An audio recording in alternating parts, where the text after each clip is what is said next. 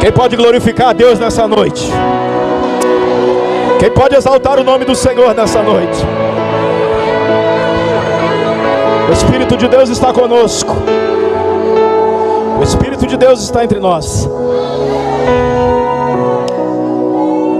Aleluia. Abra a tua Bíblia, por favor. Livro de 2 Crônicas. Segundo livro de Crônicas, capítulo 29.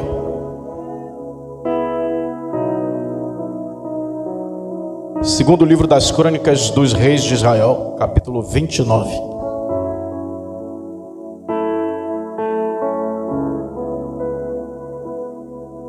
Até o versículo 11, diz assim a palavra de Deus. Ezequias começou a reinar quando tinha 25 anos e reinou 29 anos em Jerusalém. Sua mãe foi Abia, filha de Zacarias, e fez o que era reto aos olhos do Senhor, conforme tudo o que fizera Davi, seu pai. Ele, no primeiro ano do seu reinado, no primeiro mês, abriu as portas da casa do Senhor e as reparou. E convocou os sacerdotes e os levitas e os reuniu na praça oriental. E disse-lhes: escutai-me, ó levitas, santificai-vos e purificai a casa do Senhor, o Deus de vossos pais, e levai as iniquidades do santuário, porque os nossos pais agiram traiçoeiramente e fizeram o que era mal aos olhos do Senhor nosso Deus, e o abandonaram e desviaram o seu rosto do tabernáculo do Senhor e deram-lhe as costas. Também fecharam as portas do átrio e apagaram as lâmpadas, e não queimaram incenso, e nem ofereceram ofertas queimadas no santuário ao Deus de Israel. Consequentemente, a ira do Senhor recaiu sobre Judá e Jerusalém, e ele os abandonou ao opróbrio e à desolação e à vergonha, como vedes com os vossos próprios olhos.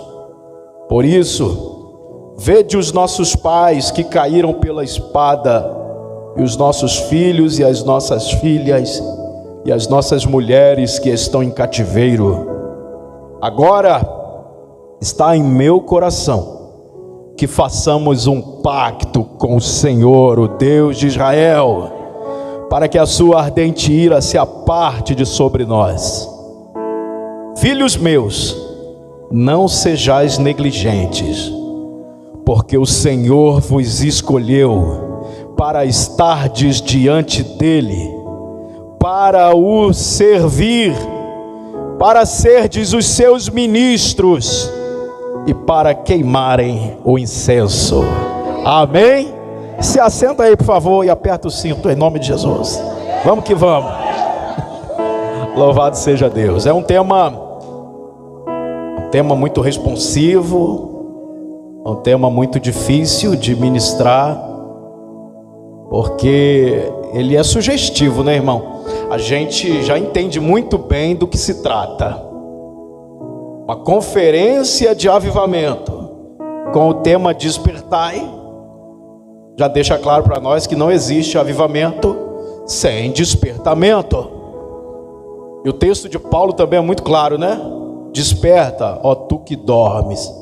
Só pode ser despertado alguém que está dormindo. Então acorda aí, em nome de Jesus. Tem palavra de Deus para nós nessa noite.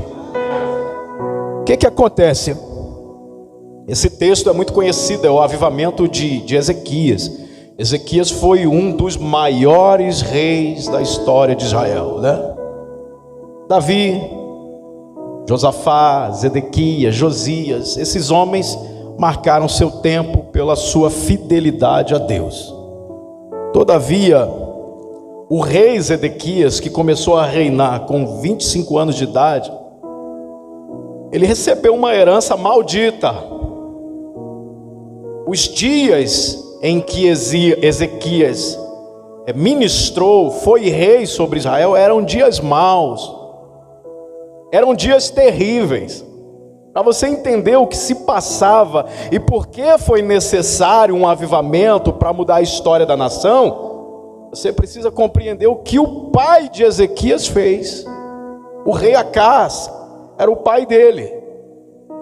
E nesse período, quando reinou Acás, os terríveis assírios estavam tomando todo o território cananeu.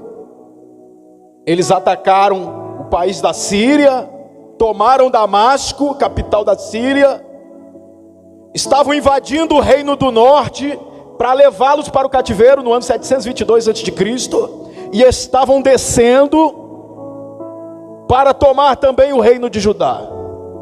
E Acás, para não ver isso acontecer, fazia coisas para agradar o imperador assírio, que era Tiglat-Pileser. Ele saqueava o templo, tirava o ouro do templo e entregava para o rei ímpio, para fazer alianças com esse rei.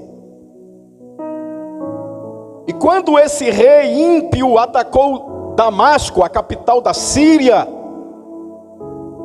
o rei Acás aproveitou que o rei assírio estava em Damasco e foi lhe fazer uma visita diplomática e levar ouro. Logicamente, ele saqueou o templo mais uma vez e levou o tesouro do templo, as ofertas do templo, o ouro, a prata do templo, ele levou para Tiglat-Pileser.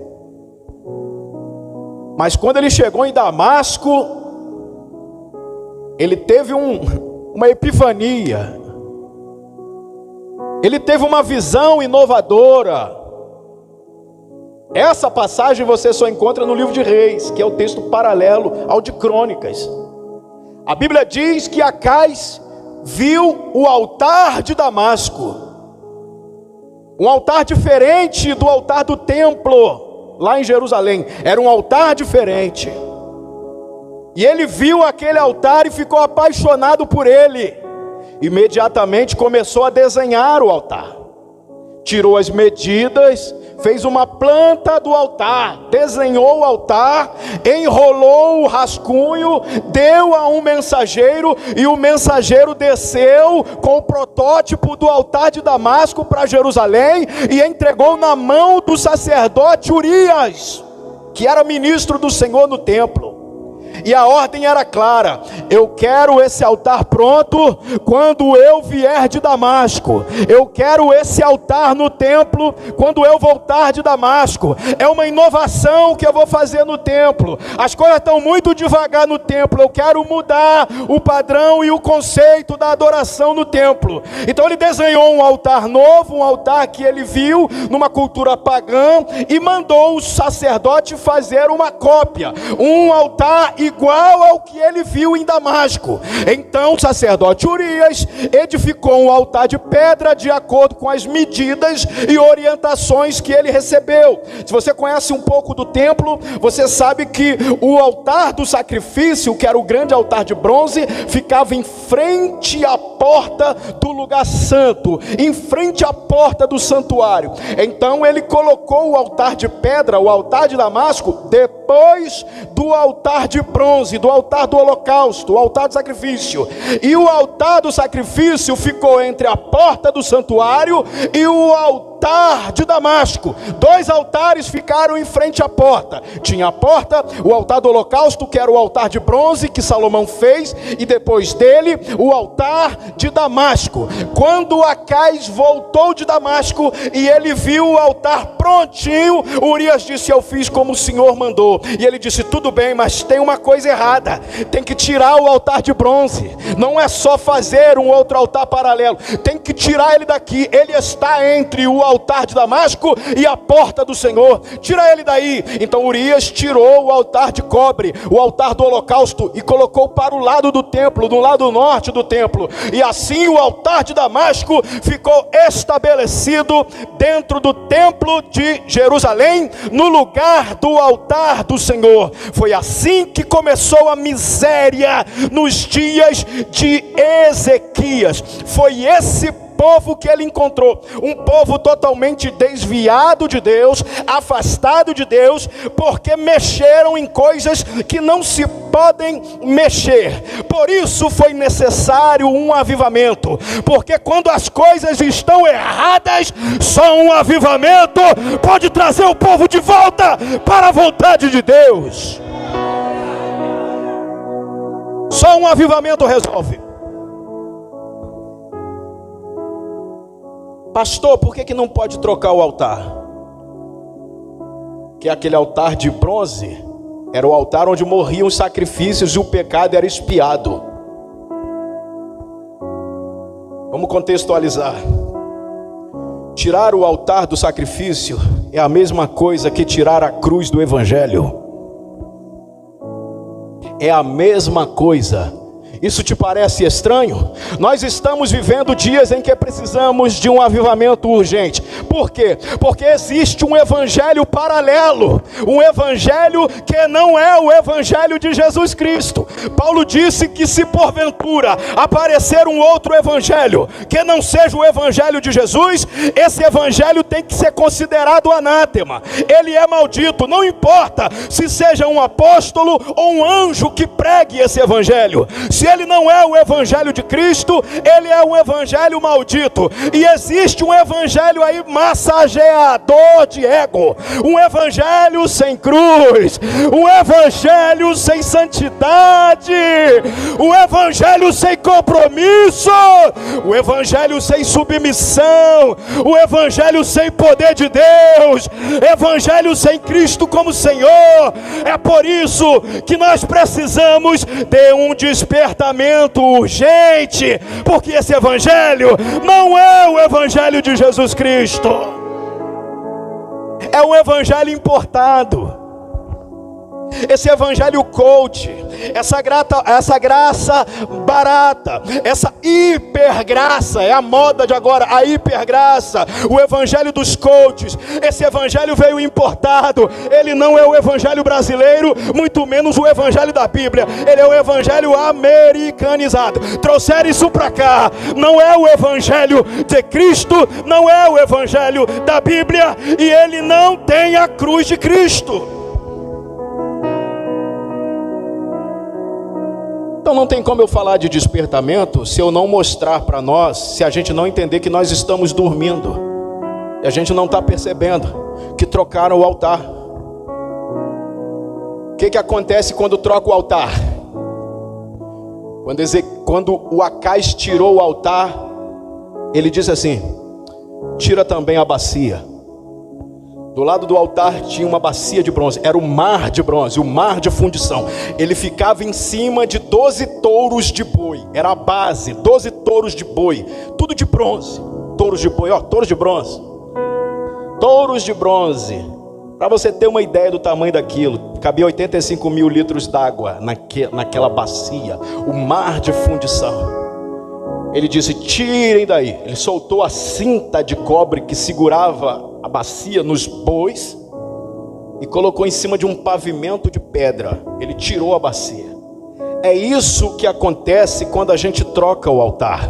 Quando o altar é trocado, quando o altar é tirado, quando a cruz é removida, também não precisa mais de bacia. Se não tem cruz, para que bacia? Aleluia, a bacia é a regeneração, a bacia é a lavagem na água pela palavra. Se não tem Cristo, também não tem palavra. Se não tem Cristo, também não tem novo nascimento. Se não tem cruz, não tem perdão de pecado. Se não tem cruz, não tem arrependimento. Se não tem cruz, não tem mudança de vida. Se não tem cruz, não tem nova criatura. Se não tem cruz, não tem novo nascimento, não tem adoção de filho, não tem justificação, não tem santidade, não tem poder, não tem batismo com o Espírito Santo. Se não tem cruz, pode tirar a bacia, porque vai ficar todo mundo sujo da mesma forma.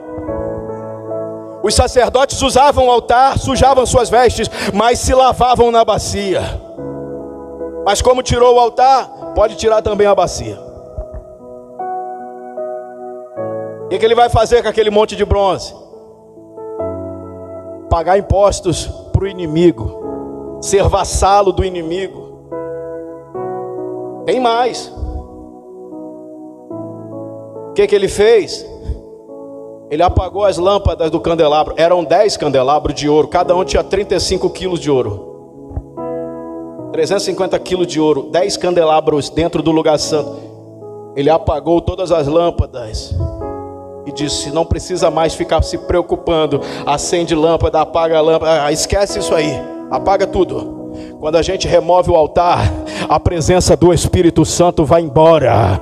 Quando a gente remove o altar, não tem mais azeite na lamparina. Quando a gente tira o altar, a unção vai embora, a presença vai embora, a manifestação vai embora. Pode até aparecer um emocionalismo, mas o poder de Deus vai embora quando a gente retira a cruz de Cristo. Só isso, pastor? Não. Ele tirou o incenso também. Acais fez isso. Ele removeu a adoração com incenso.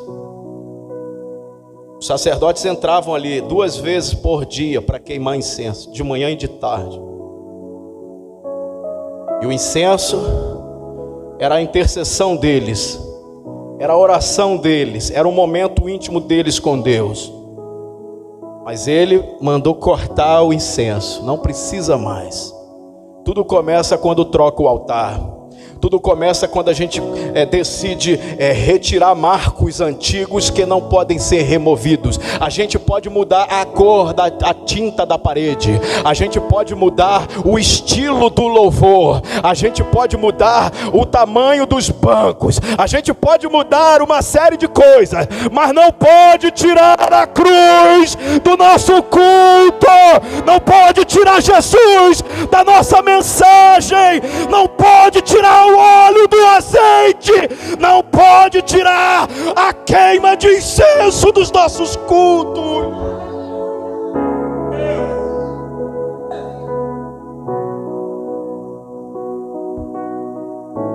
E ele tirou o sacrifício por último. Enfim, quando não tinha mais queima de incenso, não tinha mais lâmpada para acender, não tinha mais bacia para lavar, não tinha mais altar para sacrificar, ele fechou o templo. Ele fechou o templo, mandou os levitas para casa, mandou os sacerdotes ir embora, e os ministros ficaram todos ociosos. E você não vê nenhum ministro reclamando também não, porque quando o povo quer dormir, é isso que ele vai fazer, o povo vai dormir, e eles não se incomodaram com isso.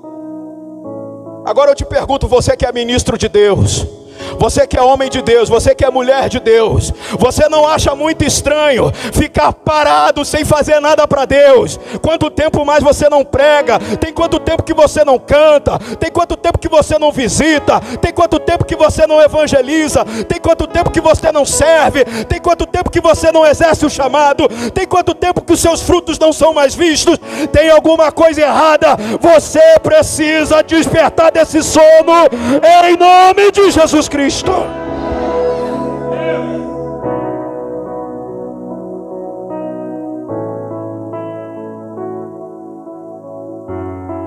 As coisas, o tempo vai passando, irmão, as coisas vão ficando naturais. Você não vai percebendo, porque Satanás é sutil. Ele é sutil. Primeiro ele mexeu no altar, não tem problema não, só mexeu no altar.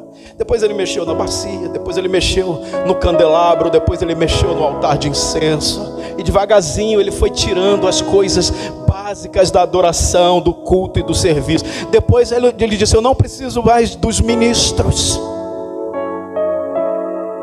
E os homens separados, ungidos, consagrados para a obra do Senhor estavam ociosos, não podiam exercer seu ministério.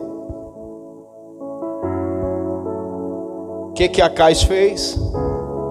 Começou a levantar altares nas esquinas de Jerusalém. Pegou a serpente de bronze que Moisés tinha levantado lá no deserto. Livro de Números. Ele pegou a serpente de bronze de Moisés. Aquela serpente serviu para liberar cura para o povo que havia sido mordido e envenenado. Naquele episódio, ele pegou aquela serpente, levantou outra vez, e o povo começou a adorar uma coisa de latão. É o que significava aquela serpente. Eles não tinham nome para ela. Eles chamavam de Neustã. Neustã significa uma coisa de latão, uma coisa de bronze. Então Acais fez isso.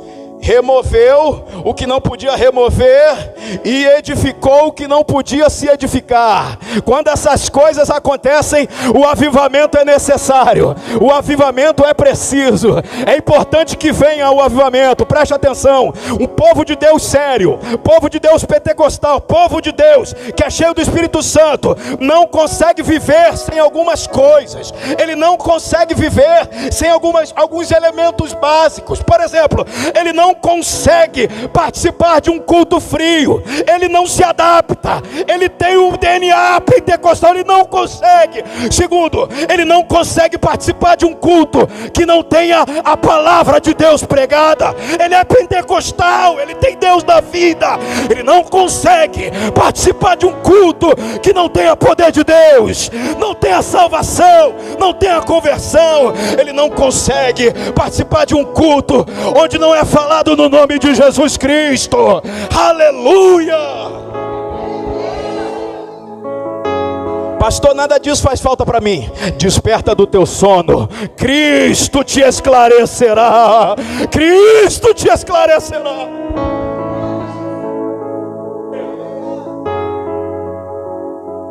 Eles começaram a adorar Neustã, a serpente de bronze de Moisés. Até que Acais morreu.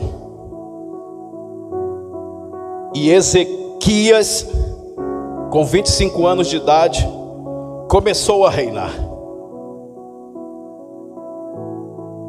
Logo no início do seu reinado, a primeira coisa que ele fez como rei, o primeiro ato governamental de Ezequias, ele foi à casa de Deus.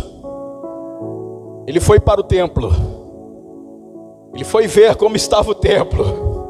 Você faz ideia, irmãos, como era o coração de Ezequias? Ele devia estar morrendo de saudade do templo, mas ele não podia fazer nada, ele não tinha autoridade para isso. O pai dele fechou e ninguém podia abrir. Mas quando o pai dele morreu, ele disse: agora o rei sou eu vou abrir a casa de Deus, nós vamos voltar a adorar a Deus. Ele abriu o templo, abriu a porta do templo. E quando ele olhou para dentro do santuário, o santuário estava literalmente depenado. Foi saqueado, foi roubado. E estava contaminado, prostituído. Tudo quanto é abominação estava dentro do santuário. E ele sabia que a condição do templo, a condição do serviço, retrataria bem o coração do povo. Preste atenção, quando o crente não se importa mais com as coisas de Deus, é porque ele não tem mais comunhão com Deus. A tua vida de serviço a Deus, a tua vida de serviço à igreja, a tua vida de serviço ao templo, a tua vida de obediência aos líderes, retrata bem qual é a sua condição com Deus. Aleluia! O Ezequias viu o templo imundo e ele sabia que ele não daria conta sozinho. Ele podia abrir a porta, mas não podia entrar no santuário. Ele é rei, mas não é Deus. Ele é rei, mas não é sacerdote. Então a primeira coisa, a segunda coisa que ele fez, ele convocou os levitas de volta. aleluia, convocou os ministros de volta. Ele disse: eu preciso de vocês. O que foi, rei? Está vindo um grande avivamento para nós. Eu preciso de vocês comigo. Eu preciso de vocês da mesma visão. Mandou carta para os levitas, estava todo mundo de férias, alguns achavam que já estava até aposentado, e Ezequiel disse: não, acabou a vida boa, acabou a vida boa, vamos voltar a trabalhar para Deus, é tempo de serviço e adoração a Deus. Ele chamou os levitas e os sacerdotes, fez uma reunião com eles na praça, explicou a situação. O negócio está feio, irmãos. Meu pai acabou com o povo, acabou com a nossa história. Mas eu estou disposto a mudar isso. Eu estou disposto a trazer Deus de volta para a nossa vida, trazer o culto a Deus de volta para a nossa realidade. Eu estou disposto a trazer um despertamento para essa nação, mas eu preciso de vocês. Vocês são os ministros, eu governo o povo, mas as coisas de Deus quem governa é vocês. Vocês são os ministros, aleluia. Meu pai fechou o templo, parou o culto, parou o incenso. Por isso que essa maldição veio sobre nós. Por isso que o rei assírio toda hora bate aqui na nossa porta, querendo tomar a nossa cidade. Veja o que aconteceu com os nossos pais, com nossas mulheres, os nossos filhos. Verso 10 ele diz assim: mas Deus colocou no meu coração Deus colocou um negócio no meu coração, aleluia, de fazermos uma aliança com Ele, aleluia. Só precisa um coração disponível para Deus, para Ele incendiar uma nação inteira. Aleluia. Se Deus encontrar um coração disponível aqui nesta noite, aleluia, se Deus achar alguém aqui hoje com o coração quebrantado, aleluia, a chama vai reacender no nosso meio.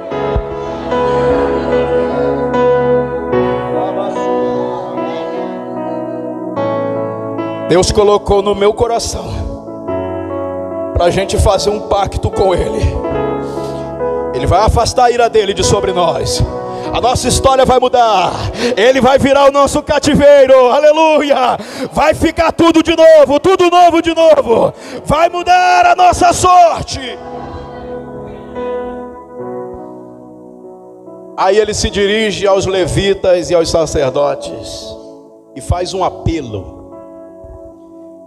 Ele diz: filhos meus, não sejam negligentes. Em outras palavras, meus filhos, vocês têm um chamado.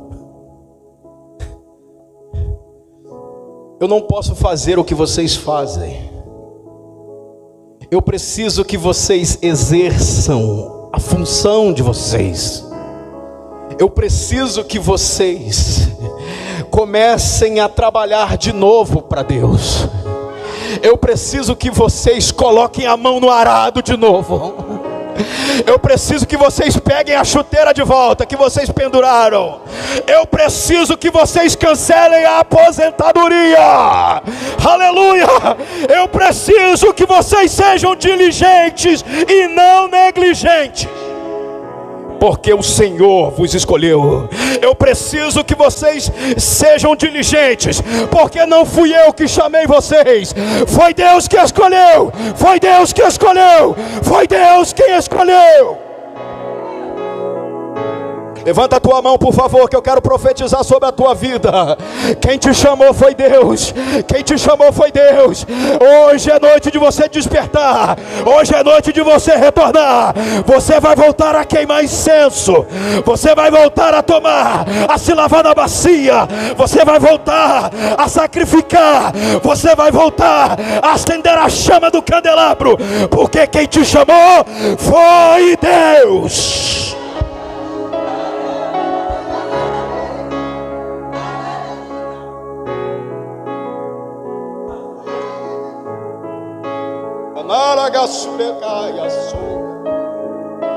Se você olhar para o homem, você volta para casa. Se você olhar para o homem, você fica engessado. Se você olhar para o homem, você fica parado, estático. Se você ficar olhando para o homem, você vai para a caverna. Se você ficar olhando para o homem, você nem come o pão do anjo e quando comer volta a dormir. Se você ficar olhando para o homem, você cansa na caminhada. Se você ficar olhando para o homem, você perde até a morte. É por isso que você tem que entender que quem te chamou foi o Deus Todo-Poderoso.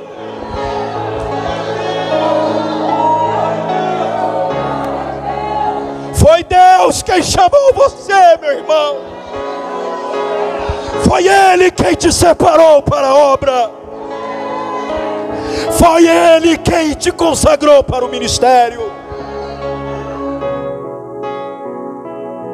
Ezequias está dizendo: pelo amor de Deus, não sou eu quem estou chamando vocês.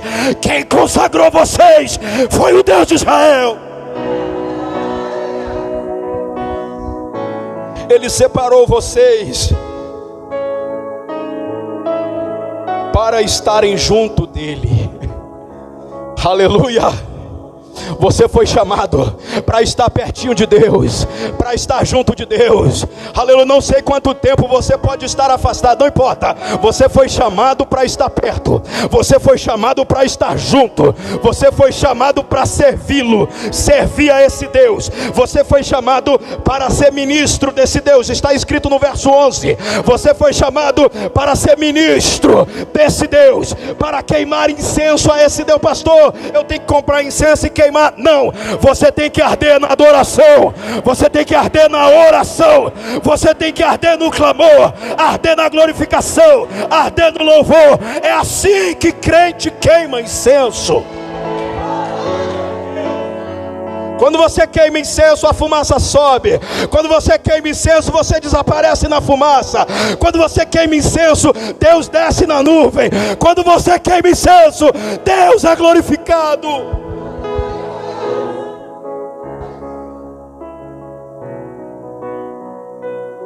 Os levitas atenderam o chamado, começaram a se consagrar, começaram a se purificar. Muito tempo parado, ociosos, mexendo com as coisas dessa vida. Então eles começaram a se consagrar. E aí eles entraram na casa. Versículo 16. Primeiro eles se consagraram, depois eles entraram na casa. Primeiro eles se consagraram, depois eles entraram na casa. Amém? Eles não são loucos de entrar na casa e ministrar sem se consagrar primeiro. Você entende? Porque o altar que eles ministram não é o altar de Damasco. O altar que eles ministram não é o altar de Acais. O altar que eles ministram é o altar do Senhor. E o altar do Senhor exige renúncia. O altar do Senhor exige comprometimento.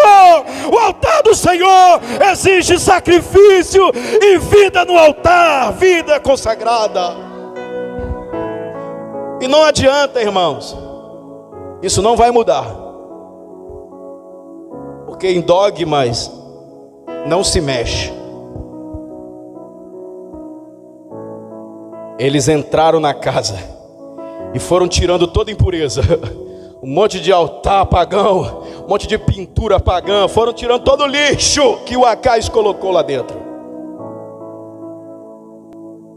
Purificaram o altar de sacrifício de novo, quebraram o altar de Acais, o altar de Damasco, colocaram o altar do Senhor de volta no lugar dele, consagraram o altar do Senhor, colocaram a mesa de pães lá dentro do lugar santo, acenderam as lâmpadas, aleluia, do candelabro, queimaram o incenso no altar. Louvado seja o nome do Senhor.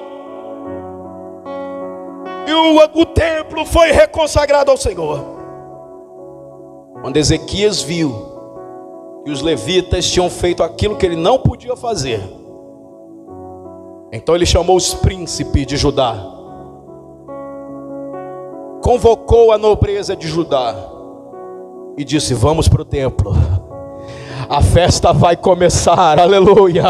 O nosso Deus está conosco outra vez, aleluia. Um novo tempo está chegando, vamos. Então os príncipes levaram sacrifícios e ofertas, foram para o templo junto com Ezequias, e os levitas estão esperando o rei e os príncipes para adorar. Olha só o que Deus faz. Primeiro Deus tocou no coração do rei, depois Deus tocou no coração dos ministros, depois Deus tocou no coração dos príncipes, e os príncipes foram a adorar ao Senhor. E quando eles ofereceram ao Senhor, aleluia, Ezequias deu uma ordem: voltem a sacrificar no altar, voltem a sacrificar no altar. Levitas, por favor, comecem a cantar ao Senhor Jeová, comecem a adorar ao Senhor Jeová. É noite de festa e adoração. Ele disse: voltem, e estabeleceu os levitas na casa do Senhor, com símbolos, com saltérios, com liras, conforme o mandado de Davi e de Gade e de Natã o profeta, porque essa ordem vinha de Deus. E os levitas se colocaram em pé e tocaram os instrumentos de Davi, e os sacerdotes começaram a tocar as trombetas, os levitas tocavam o instrumento e os sacerdotes tocavam as trombetas, aleluia. Quando Ezequias viu aquela festa, ele disse: ofereçam mais sacrifício, e enquanto o sacrifício é queimado, vamos cantar mais. Cantem mais, cantem o cântico do Senhor Jeová, cantem com os instrumentos de Davi, vamos adorar.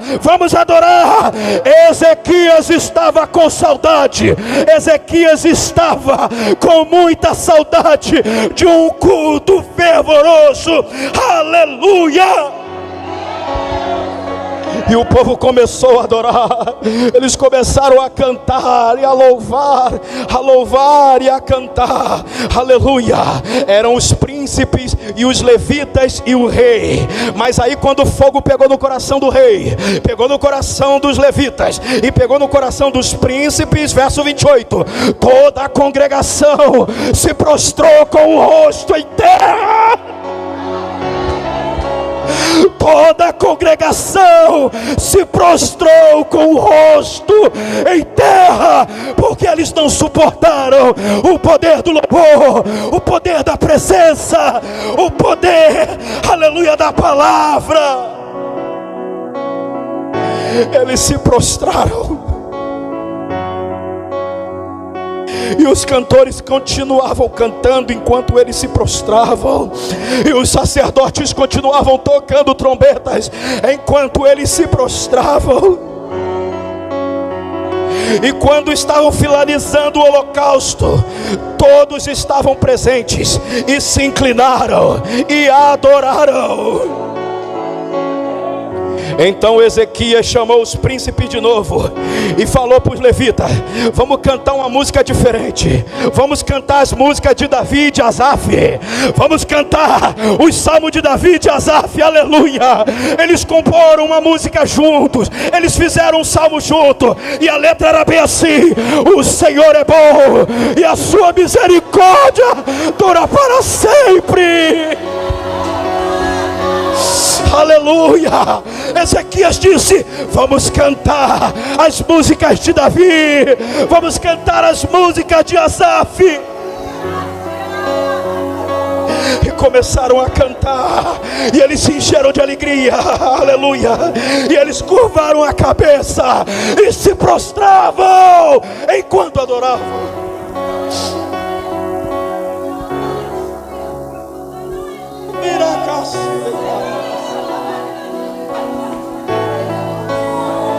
Desperta, igreja. Desperta, desperta, desperta. Desperta, desperta, desperta. Avivamento é espontaneidade. Avivamento é quebra de protocolo. Avivamento é diferente.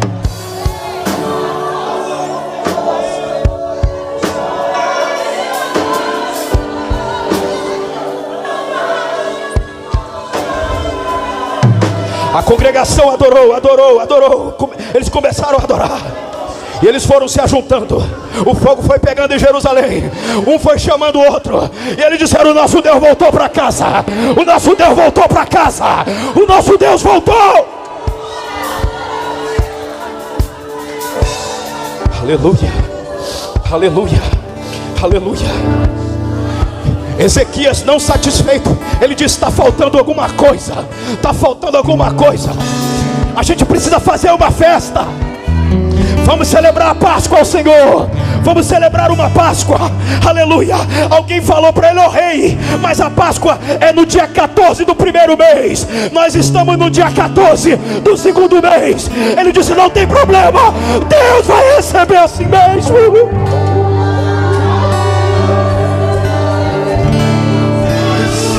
Porque quando a gente quebra o protocolo da religião, é sinal que o avivamento está chegando.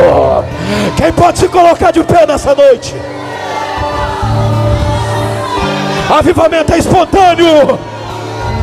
Avivamento é fogo no coração. É fogo na alma. É despertamento.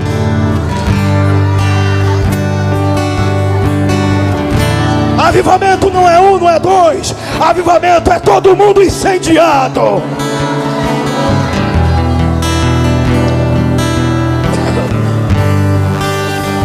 Ele chamou o escriba, o dono do correio, e disse: escreve aí: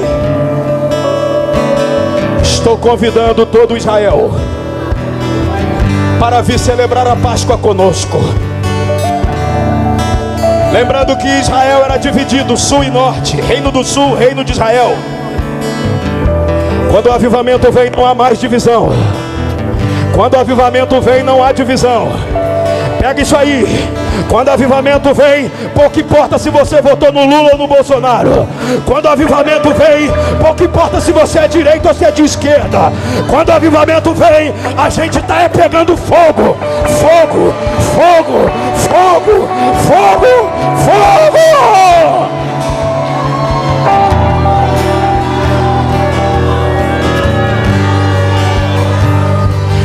Chame todo Israel. Chame todo Israel. Não, eles são uma nação ímpia, então é para eles mesmo o avivamento. Mas rei, eles estão desviados, então é para eles o avivamento. É para eles também. Manda chamar, manda chamar. O mensageiro levou as cartas. Ele foi por todo Israel levando o convite do rei. Venham, o rei está chamando para a grande festa. A maioria deles desprezou o chamado. A maioria deles riu do chamado.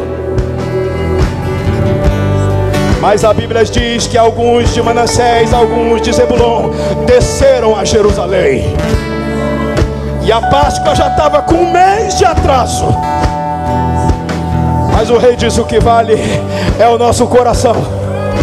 O que vale é que eu quero uma Páscoa para esse Deus. Nós vamos fazer uma grande festa para esse Deus. E a partir de hoje a nossa história vai mudar. Quem desceu de longe não teve tempo de se purificar, e mesmo assim comeu do cordeiro. Aí alguém foi no rei e disse: rei, eles não se purificaram conforme a lei de Moisés. O rei disse: não tem problema, com o fogo que está pegando aqui, Deus vai receber. Ezequias orou a Deus e disse: Deus, receba a comunhão dos seus filhos que não se purificaram. E a Bíblia diz que Deus ouviu a oração de Ezequias.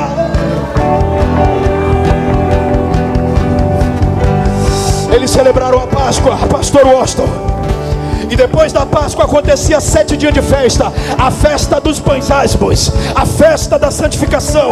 Eles ficaram mais 7 dias num avivamento tremendo em Jerusalém. Quando chegou no 6º dia, estava acabando, a festa estava acabando, já ia dar o 7º dia da festa dos pães asmos. Então alguém teve uma ideia: vamos celebrar mais 7 dias, mais 7 dias.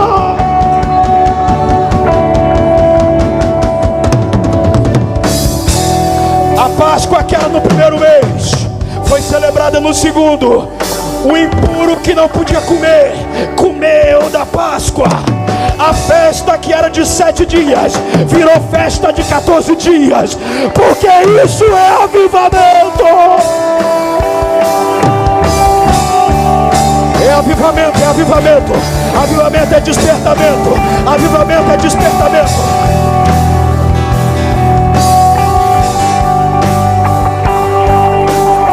Quando acabou a festa, cada um voltou para sua casa, mas não voltaram ociosos. Eles voltaram purificando a cidade. Onde tinha um altar pagão, eles derrubavam. Onde tinha um altar de Baal, eles derrubavam. Onde tinha a serpente, pegaram a serpente, quebraram a serpente de bronze. E o fogo pegou na nação. Quantos creem que isso é possível em nós? Quantos creem que esta palavra é possível para nós? Eu quero te convidar a vir aqui à frente. Nós vamos adorar o Senhor.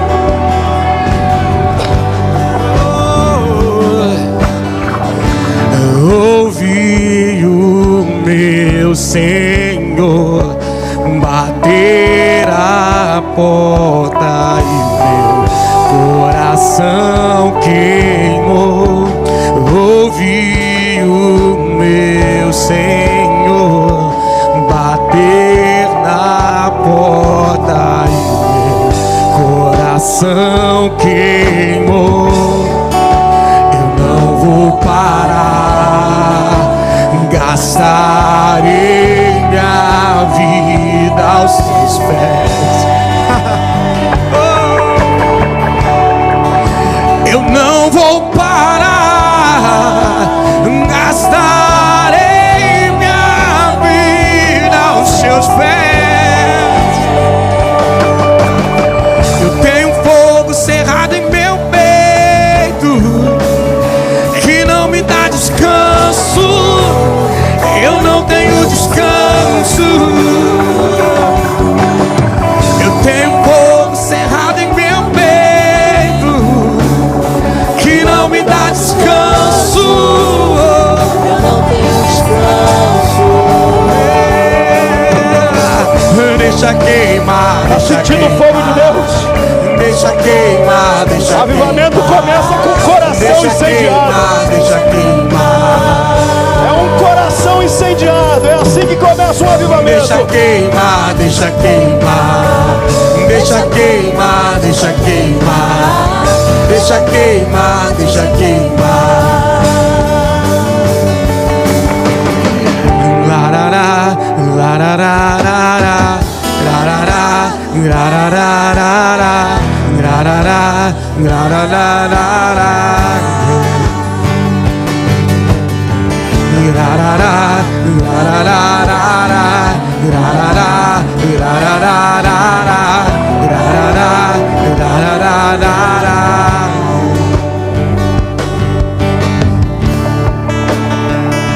Eu senti no meu coração de fazer um pacto com o Deus de Israel. Foi isso que disse Ezequias.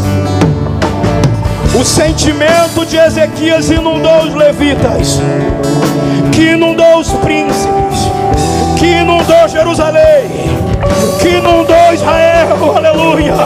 O fogo que está em você vai pegar no irmão do teu lado. O fogo que está em você vai pegar no irmão do teu lado. O fogo que está em você vai acender a vida de alguém. Aleluia. Aleluia. É preciso despertamento, acordar do sono. E antes da gente continuar,